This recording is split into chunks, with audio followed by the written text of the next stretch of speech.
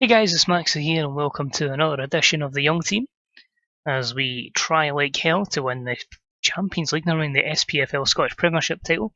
We try and win the Champions League before everyone departs to FM20 and I toddle off down the road to retirement and play some other games. So join us after the closure of the August transfer window. Of course, in Scotland we go right to the end of August, start of September. I'm happy with the business, we'll go through that. I'm happy with the start of the season.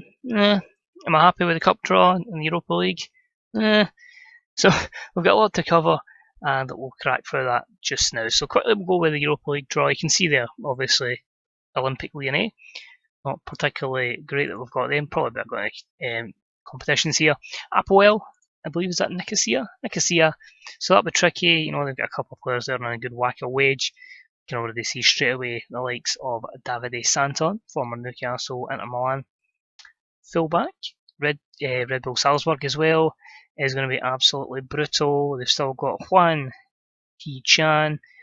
Thankfully, I think they've managed to sell Harling, so that won't be too bad. But it's not a team that, you know, far outpay what we pay. You can see there Minamino even, is on 44.5 grand a week. A lot of people on, you know, there's that guy who gets some money to Southampton, that Kevin Danzo. So, yeah. He's on a lot more than our players. So that's one that you'll look into. So he joined us obviously for the first game of the season. We've agreed the deal, as you can see, for Ryan Christie. It was one of the ones where we'd done the deal after the window. I just felt like I'd completely missed him. And then I saw him and went, do you know what, he's 29. He'll still be 29 when we actually sign him. If we can keep him fit, he's certainly someone that can come in, do a turn, and hopefully we can punt on at 30, 31. Or he could score the goals that contribute to us hopefully making the Champions League or winning the league even. The only issue is we do kind of look like a Celtic reserve team now. So the rest of the business, obviously you saw the last time we'd brought in the likes of Regis Kayambe, Craig Bell from Mainz. Amir Hostic is in, he's a youngster, Montenegrin left winger. Just had a lot of raw attributes about him, and the age of 18, I feel like he's someone who can certainly develop and take their game on to the next level. And interestingly, he's an inverted winger, so it gives us that other option as well. I have used that in the Plymouth save with Batista Meyer, so that was another reasoning for it. After that, I just went with a bit of experience, a bit of depth on deadline day. Chris Long, now a Motherwell player in real life, has come in. Just another body up front. Don't agree with work rate 10. The guy works his arse off. He's a good player. Luke Ayling, just to give us some more cover at the back, experience as well, because it's a young team, but we do need some experience in there. So I had him at Leeds, so quite happy to bring him in. And James Forrest, again, a bit of quality. Has lost his pace, but I still feel he's someone that can maybe do as a turn for a year. And we'll happily let him go at the end of the season. In terms of outs, a couple of loans. A lot of the younger boys there, Stephen Jardine, Patrick Naylor, Leo Donnell, Phil Hillcoat, and Liam Polworth was loaned out to Morton. So despite the decent wedge of money we had, 150k is all we spent. We click through the rest, you can see, we'll go through them quickly. Tariq Lamptey's rocking up at Raith Rovers, as we know, obviously, of course, is Leo Donnell. Real massive outs for Raith. For Rangers, well, they've managed to bring in Tom Field. Regan Poole is in. Lewis Wing is an interesting one because he's been really good for Watford and my Plymouth save. There's some good players in there as well, like Raheem Harper, a good player on loan from Brighton, the youngster. Could do a job for them. Deshaun Redden's an interesting one. Is mostly physical rather than technical. But he does score goals. Aberdeen, I love it. He's been to this league before, he's came and scored goals, so it'll be interesting to see how he does. You can see there 4 and 4 already. In terms of outs, for Rangers, Alfredo Morelos away to Newcastle. St Johnstone, Scott Thompson on loan from us. They also brought in Craig Halkett from us. Any major names going there? Tom Field we know about. Matty Kennedy to Dundee United, and Tam Ware is on the move to Inverness. Aberdeen, Habib Diallo is in, striker. Should give him a good option up front. Danny Gomez. Kouate is in. It's an interesting one. This is the one I'm quite a fan of. Malik Wilkes, again, had him at Leeds. Good striker. A lot of good physical attributes. Maybe not the greatest technically, but if they can work on him, he should be a good signing for them. Players out there Devante Cole, Motherwell player as well, or he's out on to Dundee United, and Ollie Shenton goes to Rotherham. There's another Turan brother, and he is Keprin, and he is signed for Celtic. I'll probably butcher his name. They've managed to bring him in. They've managed to bring in Mario Gaspar, so that's a bit of experience at fullback position. And they've also managed to get Morgan Sanson on loan and Alex Pinto, another right back. So certainly going all out on right backs. That's some interesting players they've brought in. They've actually sold more than they brought in. Big fees arriving for Alex Ferrari, Alessandro Plea, Benoit Badashil. Do you ever have him at Motherwell? I'm thinking he ended up playing for St Etienne and they brought him in on loan. And Julien Timber, another right back, but this one they sold. He's away to Borussia Mönchengladbach. Dundee, if we roll through them as quickly as we can. Tom Anaday's in. That's about all in terms of names. No massive names out for Dundee. Dundee United, they've brought in Jason Holt, as we know about. Well, Huffer, the goalkeeper from Leeds. We obviously know about Matty Kennedy. Devante Cole, Ronan Curtis is in as well, so that gives them another option as an inside forward. Kenan Davis is in, that's the striker. So again, other names in there. The likes of Declan Glass and Ewan Henderson, and Chris Gunter has popped up as well. In terms of outs, there's a couple of releases there. Jack McMillan, former Motherwell, Jamie Murphy, former Motherwell, he's away as well. And Liverpool youngster Tony Gallagher, well, his career somehow has saw him get a move to Wigan from Dundee United, so fair play. Hearts have just brought in the likes of Rhys Staunton, Ben Duncan and Tim Odesina. They get rid of Christopher Clara to Red Bull Salzburg. Hibs have brought in quite a few players as well. Stole Dimitrievski. Lawrence de Bock is in. They've also got Gideon Young. Sid Nelson, class, had him at Plymouth. He got me up a couple of divisions, so fair play to them. Lewis Ferguson departs, he's away to Portsmouth. And that was all of Hibs' business. Inverness, Nicky Devlin and Alec Coote is in. They've also got the guys from us, Phil Hilcoat, and of course the permanent acquisition of Anthony McDonald. Free transfers as well for the likes of Scott Bain and Calvin Miller. In terms of outs, not really any massive names there. Kilmarnock, they've strengthened quite a bit as well. Grattan Johnson, the highly rated youngster from us. Not too many names there that I'm familiar with, inside the ins or the outs either. So it'll be interesting to see how they do. Back in the top flight, of course, they've been decimated since they went down. The only real players they've still got that you could say are name-worthy, I suppose. The likes of Greg Kilty, Don Ball, Craig Tanner. That's a lot of young players in there that are going to be up against it in the season back up in the top flight. It's just me compare that team to us, it's a bit of a difference. So since you joined us for that 0-0 against Inverness, we struggled away to Dundee. Poor performance and an own goal from Stephen Dowie, which promptly saw him dropped, and highly rated new gen Harry Walker giving the home side the win. Betfred Cup saw a victory 6-0 against Dunfermline, which will see us play Ayr United away in the quarterfinals, so we might be going to Hampden, who knows. Ian Brophy with a double, Greg Taylor scoring a goal to make it 2-0, Cadden made it 3. Brophy then scored again, as we said before. Cadden made it 5 at half time, and Davy Turnbull made it 6-0 with 10 minutes to go. Trip to Ibrox, Rangers took lead early doors through Patrick Bamford, but thankfully Eamon Brophy rescued the point. We don't want those likes of Rangers and Celtic going too far ahead at the start. And against Raith Rovers, a good victory there. It was nearly thrown away. They took the lead through Lewis Vaughan. Eamon Brophy at the double, as always, bailing us out. Greg Taylor made it 3-1 before a late Kevin Nisbet goal gave the home side a glimmer of hope. Thankfully they held on. Disappointing to be sitting in 8th place, but this is the match we need to win to kind of turn that around and get us a bit of momentum before we go and take on Hearts. If my game hasn't froze on me. There we go. Good flag. So as you can see, as it decides to go in its own wee world there, a win could take us up to second, depends obviously on other results, but you don't want to be falling too far behind Rangers and Celtic, which it seems we kind of already have. So teams already picked for this one. In fact, is it 100%? Colin Curry's not. Well, we'll give Brian Murray a start.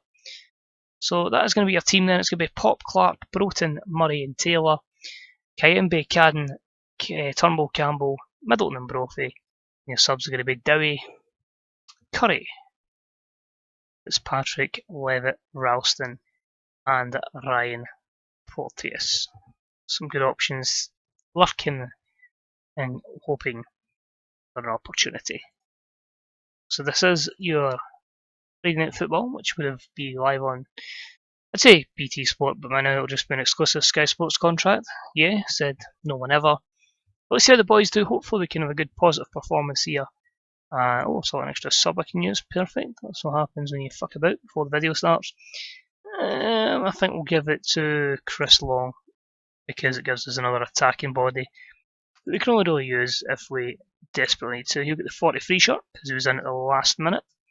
I'm just hoping here for a positive performance, hoping, for, 3 points as well. But I don't want to be chasing at the start of the season, I want to be competitive from the off. And hopefully we can go ahead and do that. So they're going to be lining up with a 4-2-3-1. Interesting that Uchi's going to play out on the right hand side. Barry Coffey seems a weird one. He seems to have developed differently in different saves. And Harry Cochrane is absolutely insane for me at Plymouth, so there's that to consider as well. But quite a few faces that are in the Plymouth squad as well for me. None more so than Turnbull, Campbell and Middleton have all joined us. But hopefully, as I say, we can just put in a good performance here and take the win. So Brophy's going to hold it up. He's going to play it to Middleton. Go on, Glenn, drive. That's what I like about this system. It allows the wingers to drive at the opposition. Here's Tennant. Brophy's made the run. And thankfully, Pop player stands tall and makes sure that the visitors don't take an early lead. Because, you don't want too many sides going away at the start.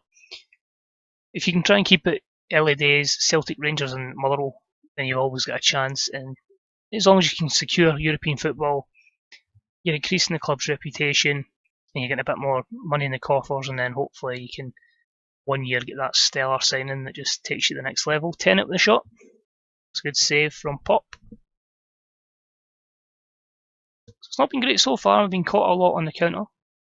Now we're justifying their decision to play Uchi out on the right and Tennant up top.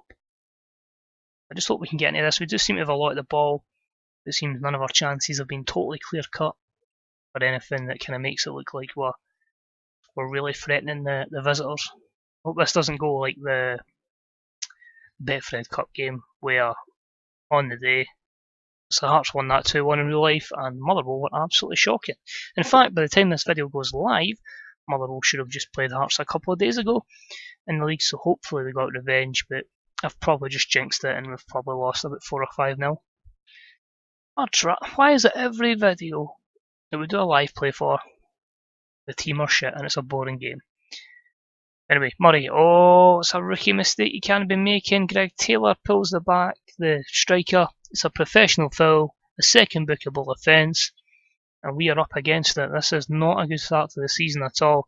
You could argue it's a mistake from Murray that puts him in a heap of shit, and that means it will be a change at the back. And I don't want to put Curry on because he's not exactly fully fit, so it is going to be Regis Kayembe that is coming off, and it will be Anthony Ralston will come in, and Clark will go to left back. We'll still go attacking. I don't see the point in defending. You need to put under pressure anyway, so we may as well go for it. But not ideal in the first half, and we really, really need to be putting in the better results, because at the end of the day, it's going to affect Europe as well. If you're not getting the confidence from league wins or league matches, then how can I say to these boys, right? You didn't beat Hearts, but I expect you to go and do something against Leon. Here's White, Odetayo, Tennant. There's the runner. Coffey makes the run. It's been threatening all game. Nobody's followed the run. They've got a ball in a midfielder in there, and Alan Campbell has just not been able to keep up with them there. It's been awful. This has been really bad. Here's Middleton. He's going to drive. He's still driving. Doesn't need them there, apparently. Just right through the middle of the team there. Nobody even went close to him from Hearts, and he's on a weaker foot, the right foot there. Glenn Middleton smashes into the back of the net, giving Faulkner no chance in the visitors' goal. So if we keep this up, maybe about 65 minutes, we'll probably look at bringing off Brophy. It's not been his best night in the world. Here's Cochrane, giving him a bit of time, bit of respect. Good tackle from Campbell, but it's got to go long from Broughton here. No, we've decided to play it. Oh, that's a bit risky, but Pop finds Middleton. And it's a terrible ball looking for Ralston there, and it just gives the visitors the ball back. It allows them to come forward as they get by our press. Ikepeza somehow gets pace from somewhere, and Harry Cochrane just drives it over the bar. Iguchi's never been known for his pace, he's always been known as his strength, but he certainly get away for the... Must have been Mitch Clark there, and the hell he nearly punished us there. So we'll make our change. It is going to be that chance for Chris Long. He'll play up front as a... Can he play as a pressing forward? I'm going to try him as a pressing forward. It's not his favoured position, but just someone that can put pressure on the defence. Hopefully they make a mistake in the distribution, and we can crack on from there. And we'll make our third change on the 74th minute, and that is going to see David Turnbull be replaced by Aidan Fitzpatrick, and the change there is Fitzpatrick as a winger, and Cadden will go box to box, a bit more aggressive. We'll see if we can somehow steal a victory here. A point's not horrible, but it's not great considering that everyone else has started playing. You could be looking at yourself 7 points behind Celtic with just 5 games played. So we'll encourage the boys. We'll see if we can push for a winner. With 10 men, it's going to be difficult. Get our fingers crossed, get our toes crossed, get everything crossed here. This is always the worst part. I always feel like I'm going to concede in injury time. It always seems to happen. Murray's booked, so I wouldn't see a great day at the office for him. But it is going to finish here. Motherwell 1, Heart of Midlothian 1. So 2 goals in 3 minutes. Basically, well, you could argue 5 minutes decide the whole game there. The Taylor red card in 45+1. Start of the second half when Barry Coffey breaks through to score. And then the equaliser from your man of the match. And Glenn Middleton making it 1-1. So a bit of a disappointment today, the 1-1 draw. We'll fire it back to the schedule and we'll see what kind of fixtures we've got coming up, where we could look at the potential next video. I'm kind of thinking probably one of the European games. Let's see. So Dundee United and Lyon, Ayr, Aberdeen, possibly Salzburg. It's just some horrible, horrible fixtures coming up. I'm not too sure it might even be that Aberdeen game. But that is it for this episode. We'll leave it a surprise when I'm going to pop up again with tomorrow's episode. But it's going to take a bit of time. We can look at this 2 ways. We've won 2 games. We've only lost 1. So it's hard to kind of, if we're going bad or we're going good here. But at the end of the day, 6th place, we'll probably drop a few positions, and then hopefully, let's say we just get that 1 result, maybe Dundee United at home, and then we kick on and go. Maybe that boosts it if we beat Ayr, get to the semi-finals of the League Cup, we'll be jamming. But that's it for this episode. Thanks for watching. Thanks for continuing to enjoy the journey as we head to hopefully a Champions League win eventually. Try to think, I believe it took me 12 seasons the last time. I'm hoping to do it a lot quicker this year, but we shall see. It might have been more than 12 seasons, which is worrying. But as always, cheers for your continued support. There's the daily episodes as we try and get this done before everybody jumps to FM20. So let me know what you think of the series so far. What kind of signings have stood out to you, whether it be from Motherwell or the other teams within the Scottish Premiership. What are your hopes for FM20? I don't know if any features would have been released by the time this goes live, basically. And cheers for watching. Take it easy. I'll see you all real soon. Bye bye.